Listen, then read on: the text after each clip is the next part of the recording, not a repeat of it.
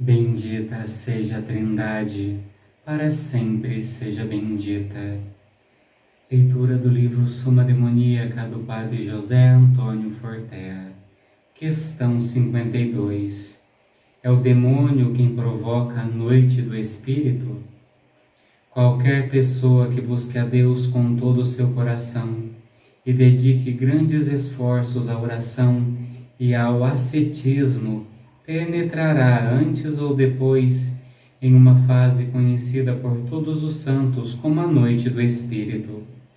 É uma fase de evolução espiritual e passar por ela é necessário para ingressar na vida mística. É impossível chegar a certos níveis de amor a Deus sem sofrer essa purificação, a qual se leva ao fim pelo sofrimento aceitado com o amor de Deus e perseverança. Essa noite consiste em uma série de tentações obsessivas de origem demoníaca. Nessa fase, é como se o demônio se empenhasse a todo custo em deter o avanço espiritual dessa pessoa, fazendo-a sucumbir em graves pecados. O demônio sabe que, se não tentá-la a pecar, a alma se elevará irremediavelmente mais longe de seu alcance. A literatura dos santos é riquíssima em textos deste tipo. Na sequência apresentarei a descrição que uma humilde costureira do século XIX, chamada Javiera del Valle, nos dá dessa fase. Quando a alma resolve não querer nada senão seguir ao seu amado Redentor, e colocando o seu olhar fixo sobre ele, se pudesse ver o que fez e sofreu por ela, seu adorável Redentor, Satanás, enfurecido, prepara uma grande batalha e traz até ele todo o seu exército infernal. Se propõe arrancar de nós as 3 virtudes teologais, mas onde vai colocar diretamente o seu alvo é na fé, porque obtida essa, fica mais fácil conseguir as outras 2 coisas, porque a fé é como o fundamento sobre o qual se levanta todo o edifício espiritual, que é o que ele mais quer e deseja e pretende destruir. Deus então silencia, não o impede em sua intenção, antes prepara o caminho para que a batalha seja mais dura.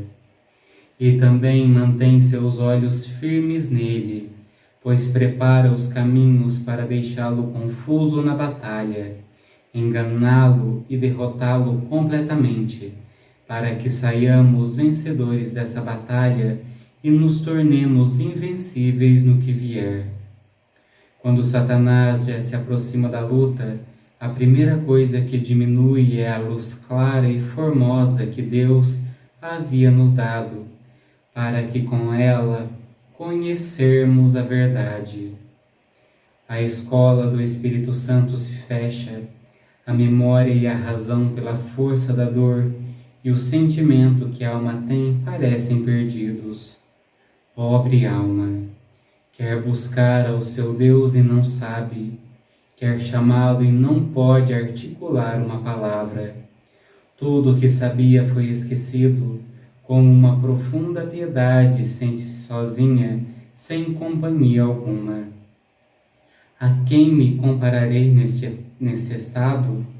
A nada, se não é a essas noites de verão que de repente se levantam esses nevoeiros tão fortes e horríveis que por sua obscuridade tenebrosa nada se vê, senão relâmpagos que assustam, trovões que deixam alguém tremendo, tufões que recordam a justiça de Deus no fim do mundo, o granizo e a pedra que parecem destruir tudo. Não digo ao que poderia comparar, somente sem seu Deus sentir ir até ela um exército furioso que gritam a ela que está enganada, que não existe Deus, e a cercam por todos os lados, repletos de retórica que ministram conferências, mesmo sem ela o desejar.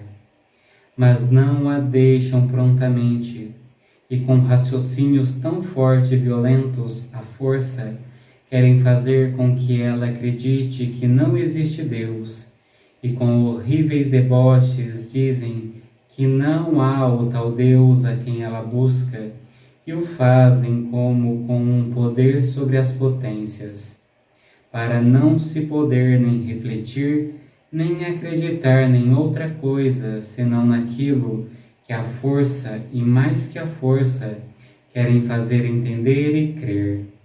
Querem que não se acredite em mais nada além daquilo que eles dizem, e não acredite em nenhuma coisa mais. Nesta tão imensa e infinita piedade, a distância e como uma coisa que se sonha e depois não se sabe se sonhou, se recorda da Igreja e do amor que devemos ter a ela. E nesta recordação, como quando se falta conhecimento a alguém, solta-se e quer falar e fala com palavras soltas. Assim é uma alma sem voz e gaguejando como que quisesse dizer: me uno a todo o credo de minha mãe, a Igreja, e não quero crer em ninguém mais. E sem poder dizer mais nada, nem falar, nem entender, assim se foram meses e meses, até se passarem 2 anos. Eu tinha 18 anos quando isso aconteceu, e quando eu tanto sofria e chorava sem consolo a perda da minha fé, amanheceu para mim o dia claro e formoso. E assim como eu, sem saber de nada, nesse estado em que me via metida, agora também vi e senti que me tiraram dele. Já viera del Vale, de cenário do Espírito Santo, 8º dia. A noite do Espírito supõe uma série de tentações de ateísmo, de escrúpulos, de suicídio ou de depressão.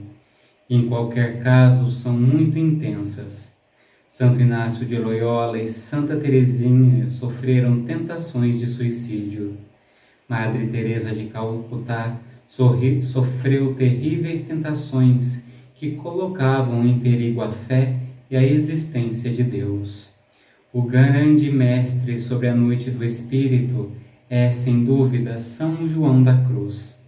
A subida ao Monte Carmelo será, sem dúvida, a melhor leitura para os confessores dessas almas atribuladas.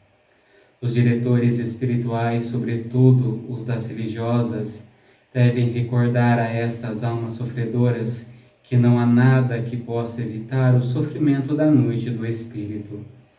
É uma fase que só termina quando Deus quiser. Devem consolar estas almas relembrando-as de que o demônio está ali, cumprindo a função de um ciclo, mas que por piores que sejam as tentações, mais breves serão, e quanto mais brandas, mais prolongadas. E aqui recordando, todo esse processo é Deus quem coloca, é Deus que tira. Se Deus coloca a pessoa nesse processo tão difícil, é porque Ele sabe que a pessoa dá conta. E São João da Cruz nos ensina que nós, ou aqueles que passam por esse momento, em hipótese alguma deve reclamar com Deus, no sentido de pedir para Deus tirar. Porque se Deus permite que alguém passe, é porque Ele sabe que dá conta. E após esse momento de escuridão, grandes frutos vêm à alma. Deus abençoe.